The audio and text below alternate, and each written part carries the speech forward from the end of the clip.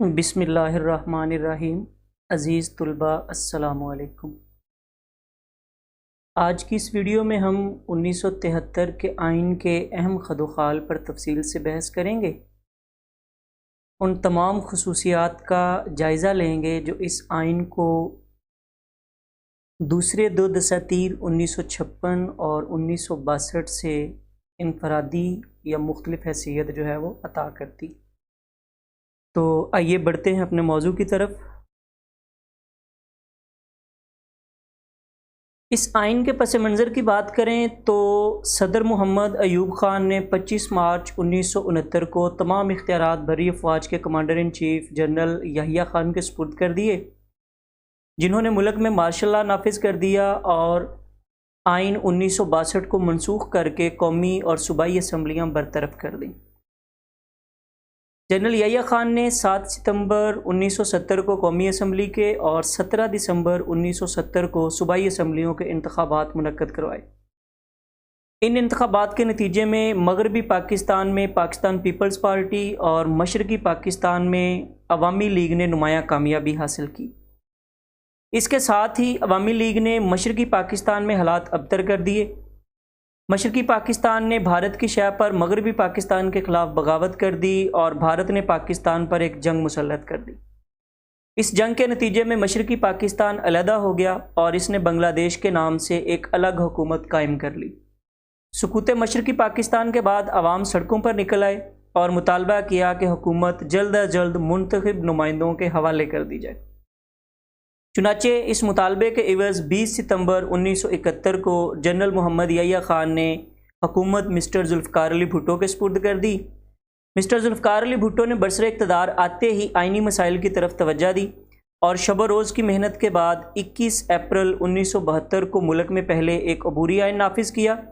یہ آئین مستقل آئین کے نفاذ تک نافذ رہا اور اس کے بعد جو مستقل آئین نافذ کیا گیا اسے اسلامی جمہوریہ پاکستان کے آئین کے نام سے یاد کیا جاتا ہے۔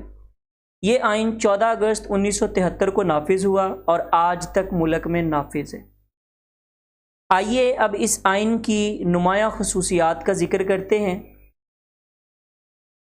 سب سے پہلے بات کریں اس آئین کی خصوصیات کی تو یہ آئین جو ہے اس آئین میں بھی دوسرے دو دساتیر کی طرح قرارداد مقاصد کو بطور افتتاحیہ کے شامل کیا گیا اور اس قرارداد کی روح سے اس بات کا اعادہ کیا گیا کہ حکومت صرف اللہ تعالیٰ کی ہے اور وہی تمام کائنات کا خالق اور مالک ہے، اور ملت پاکستان میں اللہ تعالیٰ کے عطا کردہ ان اختیارات کو عوامی نمائندے بطور امانت کے جو ہے وہ استعمال کریں گے۔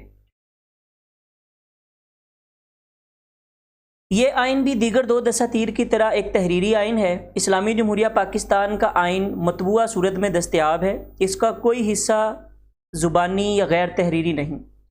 اس تحریری آئین سے ہر شخص استفادہ کر سکتا ہے۔ دستور 1973 نہ ہی لچکدار ہے اور نہ ہی غیر لچکدار، بلکہ اسے نیم استوار آئین کہا جا سکتا ہے۔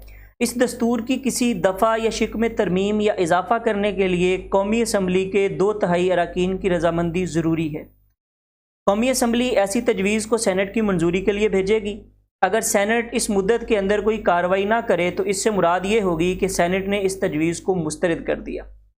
اگر سینٹ کسی ترمیم یا تجویز کو منظور کر لے تو اس کے بعد مسودے کو صدر کے پاس بھیجا جائے گا جو اسے 7 دن کے اندر اندر منظور کرے گا، لیکن اگر صدر مملکت اسے 7 دن میں منظور نہ کرے تو اسے خود بخود قانونی جواز حاصل ہو جائے گا اور اس کے مطابق آئین میں ترمیم کر لی جائے گی۔ دستور کی بار بار تنسیخ سے بچنے کے لیے 1973 کے آئین کی دفعہ نمبر 6 میں لکھا گیا ہے کہ اگر کوئی شخص طاقت یا غیر آئینی طریقے سے آئین کو توڑتا ہے یا توڑنے میں مدد کرتا ہے تو یہ سنگین غداری ہوگی اور اس کی سزا پارلیمان تجویز کرے گی۔ یہی وجہ ہے کہ جنرل ضیاء الحق نے جب 5 جولائی 1977 کو ملک میں تیسرا مارشل لاء لگایا تو انہوں نے آئین کو منسوخ نہیں کیا بلکہ اسے معطل کیا تھا۔ 1973 کا آئین اسلامی جمہوریہ پاکستان پارلیمانی طرز حکومت کا علمبردار ہے۔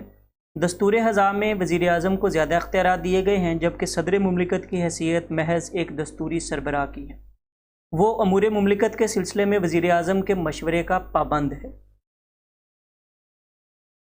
1973 کے آئین کے مطابق مقننہ 2 ایوانوں پر مشتمل ہے۔ ایوان زیریں کا نام قومی اسمبلی ہے اور ایوان بالا کا نام سینٹ ہے۔ قومی اسمبلی کے ارکان کی تعداد 342 ہے، جو بلا واسطہ آزادانہ ووٹ کے ذریعے سے قانون کے مطابق منتخب کیے جاتے ہیں۔ قومی اسمبلی کے امیدواروں کی عمر 21 سال مقرر کی گئی ہے۔ قومی اسمبلی کی میعاد 5 سال ہے۔ قومی اسمبلی کے لیے ایک سپیکر اور ایک نائب سپیکر کا انتخاب کیا جاتا ہے۔ سینٹ کے ارکان کی تعداد 104 ہے۔ صوبوں کی نمائندگی کرنے والے نصف ارکان پہلے 3 سال کے اختتام پر سبکدوش ہو جاتے ہیں اور اگلے 3 سال کے بعد باقی ارکان جو ہیں وہ سبکدوش ہو جاتے ہیں۔ دونوں ایوانوں کے مجموعے کو پارلیمنٹ یا مجلس شورا کا نام دیا گیا ہے۔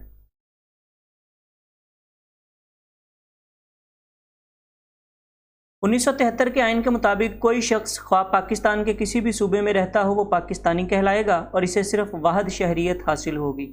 اس کے برعکس عام وفاقی ریاستوں میں دوہری شہریت کا نظام رائج ہے۔ 1973 کے آئین کے مطابق انتخابات کے انعقاد کے لیے الیکشن کمیشن تشکیل دینے کا طریقہ کار واضح کیا گیا ہے اور چیف الیکشنل کمیشن کے اختیارات اور فرائض بھی متعین کر دیے گئے ہیں۔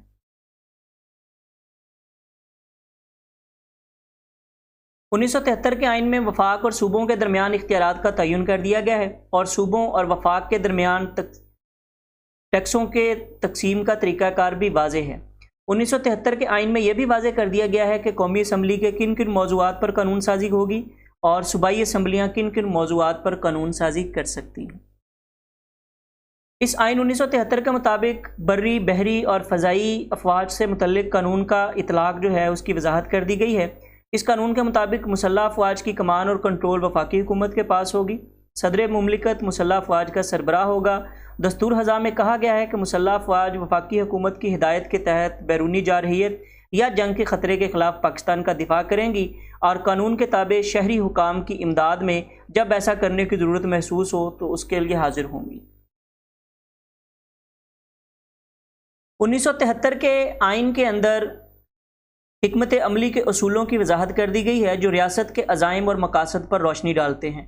حکمت عملی کے اصول یہ ہیں: اسلامی طرز زندگی یعنی شہریوں کو اسلامی زندگی گزارنے کے قابل بنانے کے لیے تدابیر اختیار کرنا، مثلاً قرآن و سنت کی تعلیم کو لازمی قرار دینا، عربی زبان سیکھنے کی حوصلہ افزائی کرنا، اسلامی اخلاقی معیار کو فروغ دینا، زکوٰۃ و عشر، اوقاف اور مساجد کی تنظیم کا اہتمام کرنا، بلدیاتی اداروں کے فروغ کے لیے اہتمام کرنا اور ایسے اداروں میں کسانوں، مزدوروں اور عورتوں کی نمائندگی واضح کرنا، علاقائی اور دیگر مماثل تعصبات کی حوصلہ شکنی کرنا، خاندان وغیرہ کا تحفظ، اقلیتوں کا تحفظ، قومی زندگی میں عورتوں کی مکمل شمولیت کو یقینی بنانا، معاشرتی انصاف کو فروغ دینا، مسلح افواج میں عوام کی شرکت، عالم اسلام سے رشتے استوار کرنا اور بین الاقوامی امن کو فروغ دینا وغیرہ شامل ہیں۔